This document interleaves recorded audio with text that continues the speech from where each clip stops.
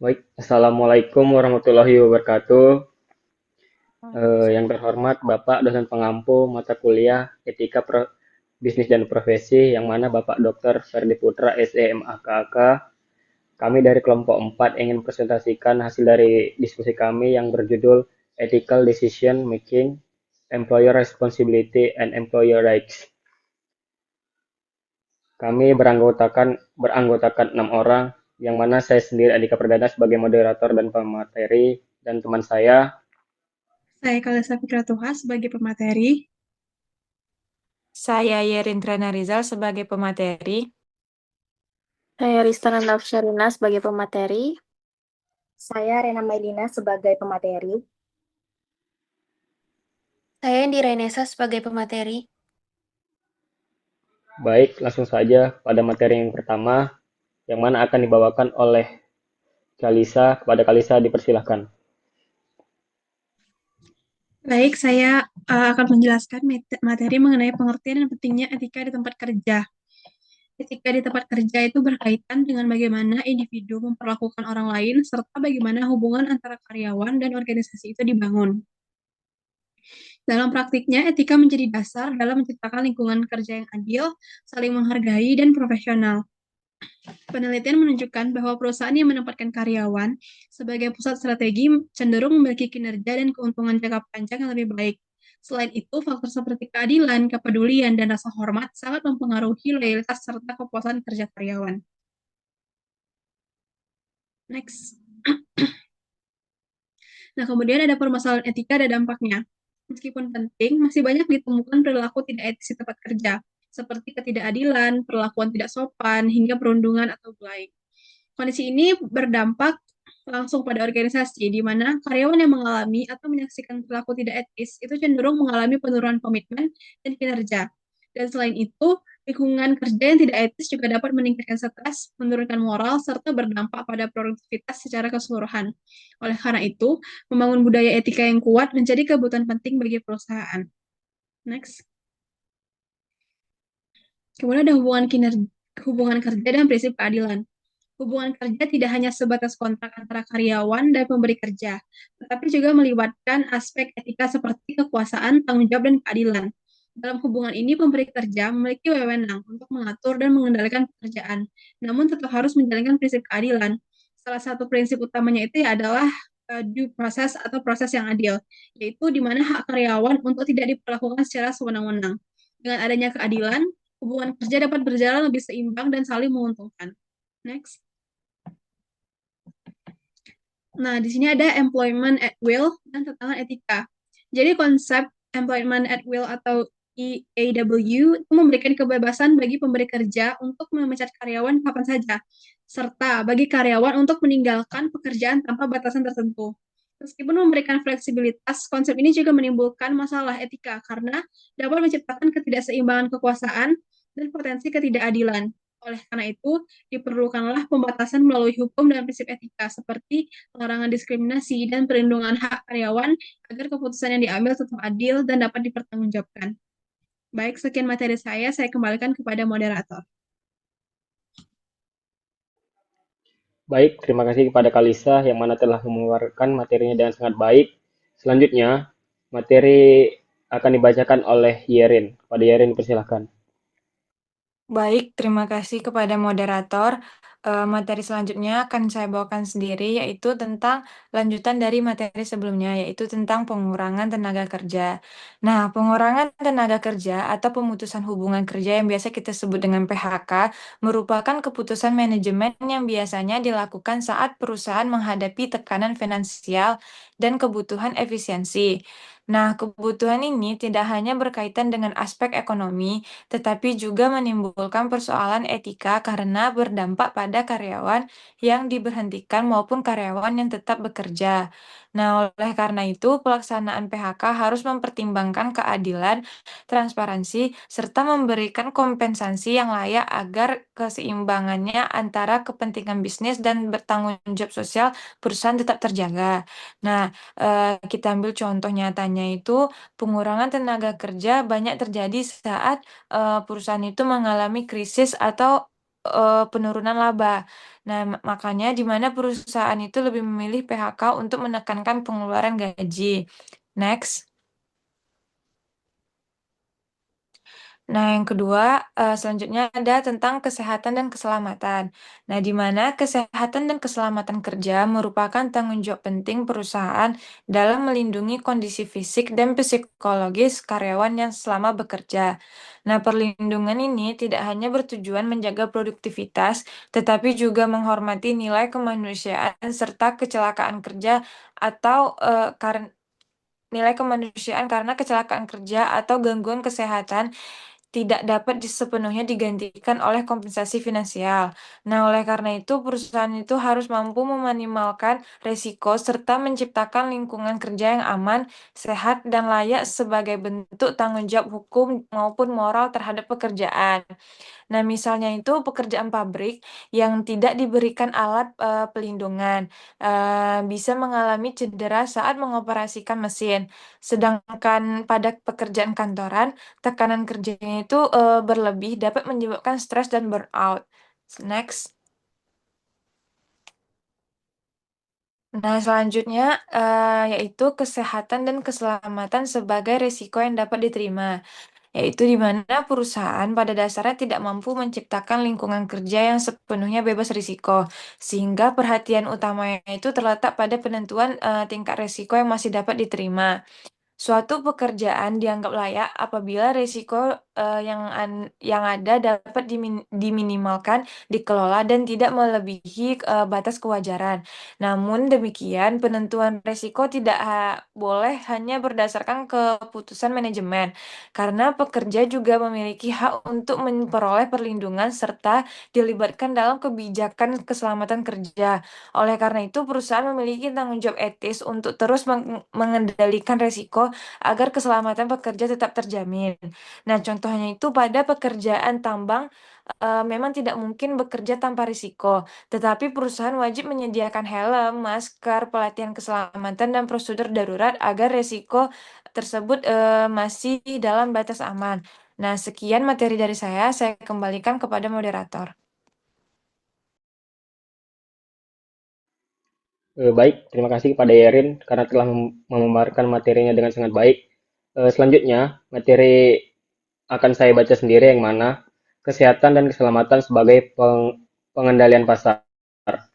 Dalam perspektif ekonomi klasik, kesehatan dan keselamatan kerja sering dianggap dapat diatur oleh mekanisme pasar. Logikanya itu sederhana. Perusahaan akan menyediakan kondisi kerja yang aman agar menarik pekerja, sementara pekerja akan memilih pekerjaan dengan risiko yang paling rendah. Namun, dalam prakteknya, pendekatan ini memiliki banyak kelemahan serius. Tidak semua pekerja memiliki informasi yang cukup mengenai risiko pekerja yang mereka hadapi. Bahkan banyak risiko yang bersifat jangka panjang dan tidak langsung terlihat, seperti paparan bahan kimia atau tekanan kerja berlebih. Oke, next. Selanjutnya, menurut Hartman, LP, dan Desjardins, pasar gagal menjadi mekanisme yang efektif dalam melindungi keselamatan pekerja karena adanya ketimpangan informasi dan ketidakseimbangan kekuatan antara perusahaan dan pekerja. Dalam kondisi seperti ini, pasar justru bisa mendorong praktik yang tidak etis karena keselamatan diperlakukan sebagai biaya, bukan sebagai hak. Oke, next. Selanjutnya, kesehatan dan keselamatan sebagai etika yang diatur oleh pemerintah. Karena kelemahan mekanisme pasar, maka pemerintah memiliki peran penting dalam mengatur kesehatan dan keselamatan kerja melalui regulasi. Dalam perspektif etika, keselamatan kerja merupakan hak dasar pekerja yang tidak boleh dikompromikan demi keuntungan bisnis. Oleh karena itu, pemerintah menetapkan standar minimum keselamatan yang wajib dipatuhi oleh perusahaan. Menurut Hartman, regulasi pemerintah diperlukan karena perusahaan tidak selalu memiliki insentif untuk melindungi pekerja secara optimal. Jika hanya mengandalkan mekanisme pasar, regulasi berfungsi sebagai batasan agar perusahaan tidak mengambil jalan pintas yang berbahaya. Selain itu, regulasi juga menciptakan keadilan karena semua perusahaan diwajibkan mengikuti standar yang sama. Oke, next. Dalam penjelasan ini, masuk konsep acceptable risk atau risiko yang dapat diterima. Konsep ini menjelaskan bahwa tidak semua risiko dapat dihilangkan sepenuhnya, tetapi risiko tersebut terus berada pada tingkat yang wajar, diketahui oleh pekerja, dan dikelola dengan baik. Artinya perusahaan itu wajib memberikan informasi yang jelas tentang risiko. Yang kedua, menyediakan perlindungan yang memadai. Yang ketiga, meminimalkan potensi dan biaya. Menurut Kristanti D. tahun 2003, prinsip ini juga diperkuatkan dalam literatur etika bisnis yang mengatakan bahwa bisnis harus menjunjung nilai. Yang pertama itu tanggung jawab, kedua kejujuran, ketiga keadilan, dan yang terakhir itu transparansi. Selain itu, etika bisnis juga menuntut perusahaan untuk mempertimbangkan dampak terhadap semua pemangku kepentingan, termasuk karyawan. Itu menurut Arjanto. Dengan demikian, regulasi pemerintah bukan hanya alat hukum, tetapi juga bentuk perlindungan moral terhadap pekerja agar tidak dieksploitasi oleh sistem ekonomi. Oke, next.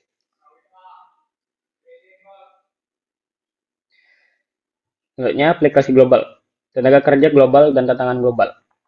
Dalam era globalisasi, isu kesehatan dan keselamatan kerja menjadi semakin kompleks. Banyak perusahaan multinasional memindahkan operasinya ke negara berkembang karena biaya tenaga kerja lebih rendah dan regulasi yang lebih longgar.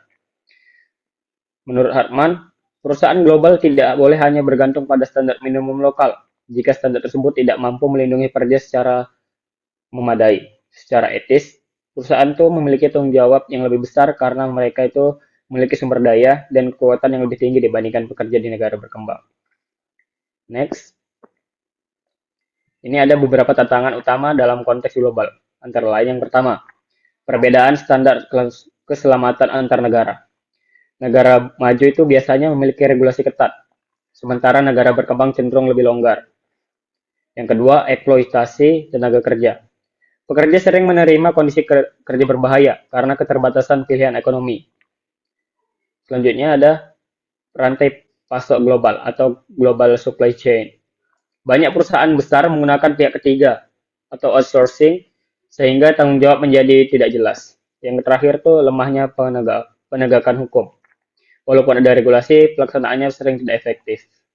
Dalam kondisi ini, etika bisnis menuntut perusahaan tidak hanya mengikuti hukum lokal, tapi juga menerapkan standar etika universal, artinya perusahaan itu harus tetap menjaga keselamatan pekerja dimanapun mereka beroperasi. Oke, next. Sejalan dengan konsep tanggung jawab sosial perusahaan atau CSR, di mana bisnis tidak hanya bertujuan mencari keuntungan, tetapi juga harus memberikan manfaat bagi masyarakat dan menjaga kesejahteraan pekerja. Itu menurut Arijanto, tahun 2014. Selain itu, etika bisnis modern menekankan bahwa keberhasilan perusahaan tidak hanya diukur dari profit, tetapi juga dari bagaimana perusahaan itu memperlakukan manusia atau karyawannya serta lingkungannya dengan baik. Menurut Kristanti, dengan demikian dalam konteks global, perusahaan yang etis adalah perusahaan yang tidak menurunkan standar keselamatan demi efisiensi, tetap melindungi pekerja di semua negara, dan bertanggung jawab atas seluruh rantai produksinya. Mungkin itu saja materi yang bisa saya paparkan. Mungkin selanjutnya saya berikan kepada Indi untuk menjelaskan materi selanjutnya. Baik, terima kasih kepada moderator. Selanjutnya saya akan menjelaskan mengenai kasus pekerja anak. Konflik budaya dan hukum dalam ekonomi global menjadi tantangan. Salah satunya itu terkait pekerja anak. Pekerjaan berbahaya mencakup aktivitas yang merusak keselamatan, kesehatan, dan juga perkembangan moral anak. Pekerja anak berdampak negatif pada pendidikan. Karena banyak anak yang tidak bersekolah, yang berhubungan dengan rendahnya tingkat melek huruf. Namun, jika tidak bekerja, anak-anak di negara berkembang justru tidak memiliki alternatif yang baik karena keterbatasannya sistem pendidikan. Penghasilan anak juga sering menjadi sumber penting bagi kebutuhan dasar, bahkan menopang ekonomi keluarganya. Next.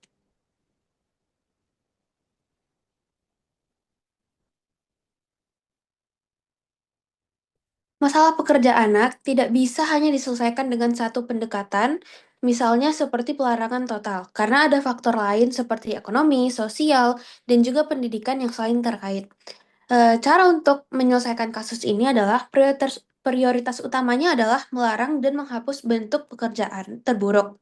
Pemerintah dan perusahaan juga perlu menyediakan pendidikan yang terjangkau dan juga berkualitas, termasuk sekolah gratis, beasiswa, atau program pendidikan fleksibel bagi anak yang sebelumnya bekerja di sana.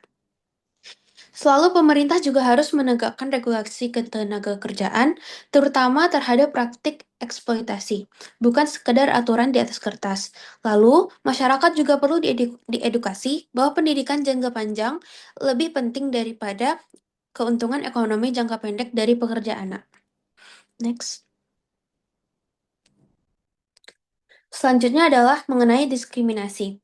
Diskriminasi tetap menjadi isu yang sangat diperdebatkan bahkan di negara maju seperti Amerika Serikat. Pengusaha terkadang ingin kebebasan dalam mengelola SDM tanpa intervensi. Namun, karyawan khawatir terhadap perlakuan yang tidak adil. Diskriminasi tidak hanya terjadi secara terang-terangan, tetapi juga dalam bentuk berselubung yang sering tidak disadari. Salah satu contoh diskriminasi yang terjadi menunjukkan adanya diskriminasi berdasarkan nama atau indikasi ras, di mana nama tertentu mendapat peluang lebih besar dalam proses rekrutmen. Meskipun regulasi dan kesadaran meningkat, praktik diskriminasi masih menjadi tantangan besar dalam menciptakan lingkungan kerja yang adil dan juga setara. Salah satu solusi untuk mengatasi diskriminasi yaitu adanya kepatuhan hukum dan standar, kepemimpinan yang adil dan juga terarah, serta ada kebijakan anti-diskriminasi yang tegas. Next. Selanjutnya adalah keragaman. Keragaman mengacu pada adanya perbedaan budaya, bahasa, etnis, ras, orientasi seksual, gender, aliran agama, kemampuan, kelas sosial, dan lain-lain. Di negara individu dalam sebuah perusahaan. Keberagaman dapat meningkatkan potensi konflik, terutama jika perbedaan itu sangat kuat atau terdapat stereotip negatif sebelumnya. Keberagaman bisa menjadi sumber manfaat positif bagi perusahaan, namun juga bisa menimbulkan perbedaan nilai yang perlu diseimbangkan. Mengabaikan keberagaman juga dapat memberikan dampak negatif kepada perusahaan, seperti menurunnya produktivitas, kreativitas, dan juga kinerja organisasi. Jadi solusi untuk keberagaman ini adalah membangun budaya yang inklusif, menetapkan kode etik yang jelas, adanya kepemimpinan yang adil, dan juga penyelesaian konflik yang jelas. Sekian materi dari saya kembalikan kepada moderator. Baik, terima kasih kepada Indi yang telah memaparkan materi dengan sangat baik. Selanjutnya, kepada Nanda dipersilahkan.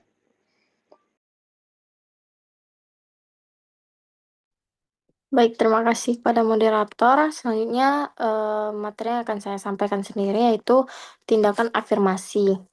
Nah, istilah tindakan afirmatif atau afirmatif action itu merujuk pada kebijakan atau program yang dirancang untuk menanggapi diskriminasi di masa lain melalui langkah-langkah proaktif guna memastikan kesetaraan kesempatan di masa kini. Tindakan afirmatif sering diwujudkan melalui kebijakan rekrutmen yang inklusif, program pelatihan khusus, serta penyesuaian kriteria seleksi agar tidak secara langsung mendiskriminasi kelompok. Oleh karena itu, tindakan afirmatif tidak hanya berperan sebagai alat koreksi terhadap ketidakadilan historis, tetapi juga sebagai strategi untuk meningkatkan keberagaman dan kinerja organisasi secara keseluruhan.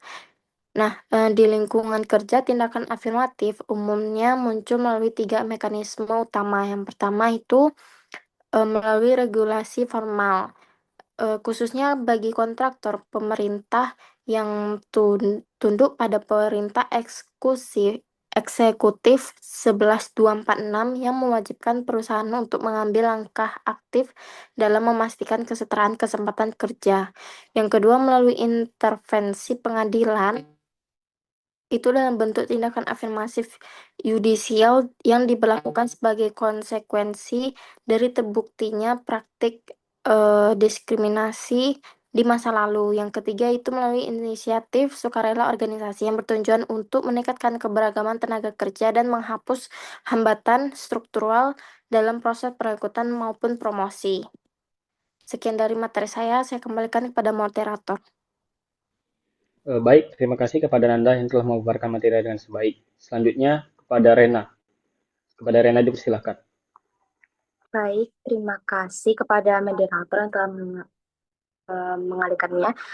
Baik, saya Rena akan menyampaikan materi terkait review artikel di mana hari ini kita akan membahas terkait artikel yang berjudul Military Directors and Audit Fees atau Direktur berlatar belakang militer dan biaya audit. Artikel ini ditulis oleh Iman Haryaman, Damara Ardelia Kusuma Wardani, dan John Nolan. Di sini yang pertama, saya akan membahas terkait fenomena yang melatar belakangi penelitian ini. Jadi, peneliti itu melihat bahwa dalam beberapa tahun terakhir cukup banyak perusahaan yang melibatkan mantan anggota militer dalam posisi penting di perusahaan seperti direksi, komisaris, dan hal ini terutama menarik di Indonesia karena hubungan antara militer dan dunia mistis itu sudah berlangsung sejak lama. Pada masa Presiden Soeharto misalnya, militer itu tidak hanya berperan dalam bidang keamanan, tapi juga memiliki pengaruh yang penting dalam dunia politik dan bisnis. Nah, karena sejarah tersebut, keberadaan dari tokoh militer dalam perusahaan dianggap memiliki pengaruh terhadap cara perusahaan itu dijalankan. Satu sisi, mantan militer sering dianggap memiliki karakter yang disiplin, loyalitas yang tinggi, kemudian juga memiliki kemampuan kepemimpinan dan pengawasan yang baik. Tapi di sisi lain, ada juga penelitian yang menunjukkan bahwa koneksi militer ini dapat dikaitkan dengan rendahnya transparansi dan meningkatnya praktik manajemen laba. Jadi ada penelitian yang membahas bahwa itu memiliki hubungan yang positif dan juga ada yang negatif. Selanjutnya, kita akan bahas terkait research gap yang kedua, di mana penelitian sebelumnya itu banyak membahas terkait military connection terhadap kinerja perusahaan. Tapi fokusnya ini tuh lebih kepada dampaknya terhadap kinerja perusahaan, fraud, CSR, dan juga investasi atau tata kelola perusahaan. Sedangkan penelitian yang membahas hubungan military connection ini masih sangat sedikit. Terus juga peneliti menyebutkan bahwa hanya ada satu penelitian sebelumnya yang membahas terkait audit, yaitu mengenai kecenderungan perusahaan militer memilih audit non-Big Four. Oleh karena itu, penelitian ini mencoba untuk mengisi kekosongan tersebut dengan meneliti secara langsung hubungan antara military connection ini terhadap audit fees. Kemudian yang ketiga, muncullah pertanyaan penelitian, yaitu apakah keberadaan dari si direktur yang berlatar belakang militer ini memiliki pengaruh terhadap biaya audit perusahaan, terutama di Indonesia. Nah, kita akan bahas dari teori yang digunakan oleh si peneliti. Ada dua teori utama yang digunakan. Yang pertama yaitu teori upper echelon theory, yaitu teori ini menjelaskan bahwa keputusan dan kebijakan perusahaan itu sangat dipengaruhi oleh latar belakang pimpinan perusahaan. Jadi, karakter pribadi, pengalaman pekerjaan, dan juga nilai yang dimiliki oleh pimpinan itu akan tercermin dalam cara perusahaan itu dijalankan.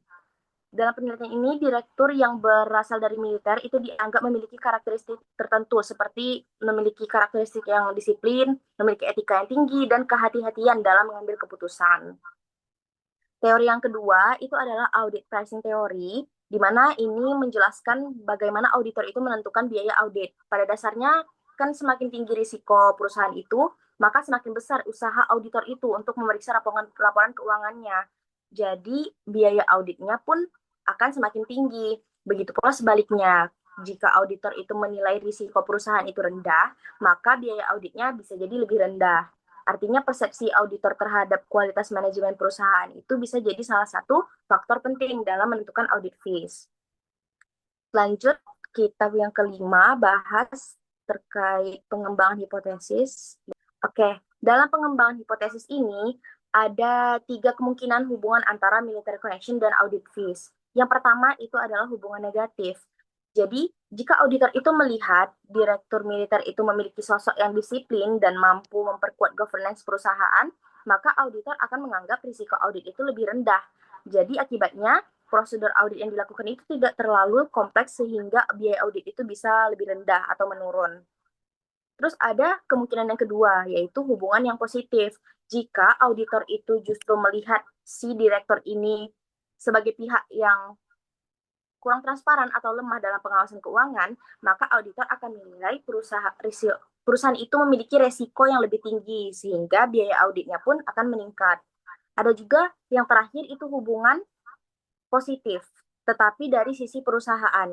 peneliti itu menjelaskan bahwa perusahaan itu memiliki direktur militer mungkin ingin menunjukkan citra governance yang baik, sehingga mereka akan meminta audit yang lebih berkualitas, dan ketika auditnya itu berkualitas tinggi, biasanya membutuhkan biaya yang lebih besar.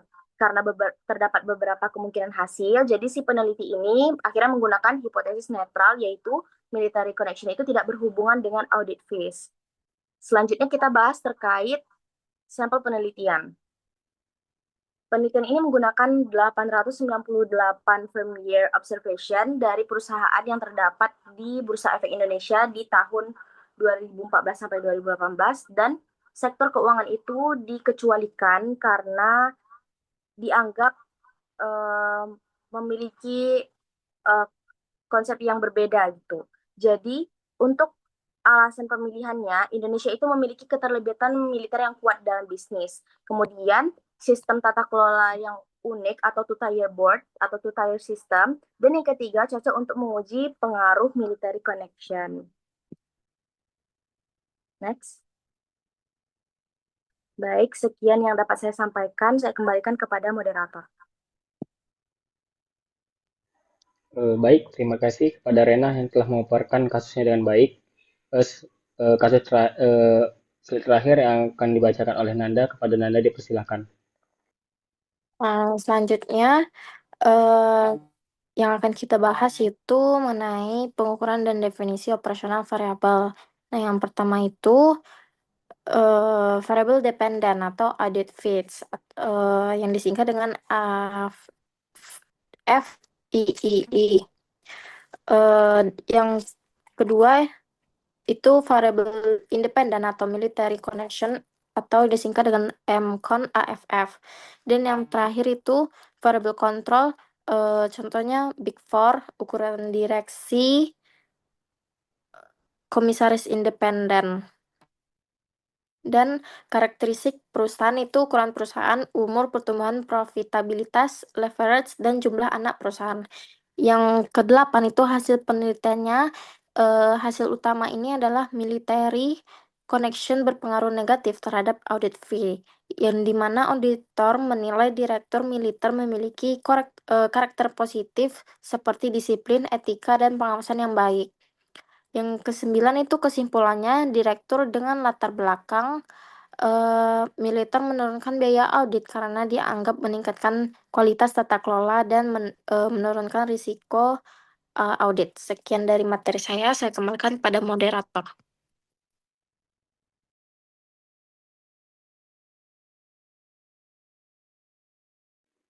Baik, terima kasih kepada Nanda yang telah memaparkan materinya sebaik.